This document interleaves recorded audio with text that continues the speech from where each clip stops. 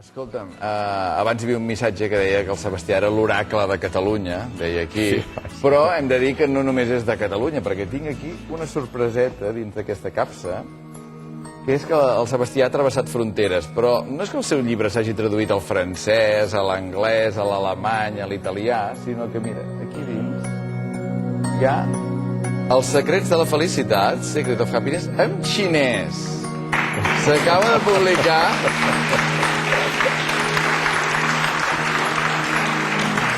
Atenció,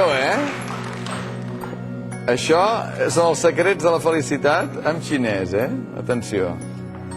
L'havies vist, ja? L'havia vist, l'he tingut a les mans, doncs, fa 3 o 4 dies, un parell d'exemplars, i m'ha fet una il·lusió molt gran, perquè, a més, penso que tothom, però els xinesos i les xineses, doncs, per la filosofia que tenen, són gent especial per llegir també el meu llibre.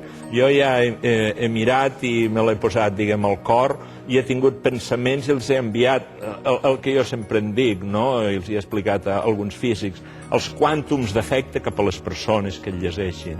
I crec que, en fi... Jo només volia que la gent es fixés en el teu currículum. Aquest és el currículum de Sebastià Serrano, en xinès. En xinès, sí, amb el meu poble i tot. Farem pràctica. Sí, el poble també? També, per aquí el poble no l'havia vist. També hi ha Bellvís, aquí, no? Sí, en xinès, també. Sebastià Serrano, moltes gràcies. Fins dimecres que ve. Fins dimecres.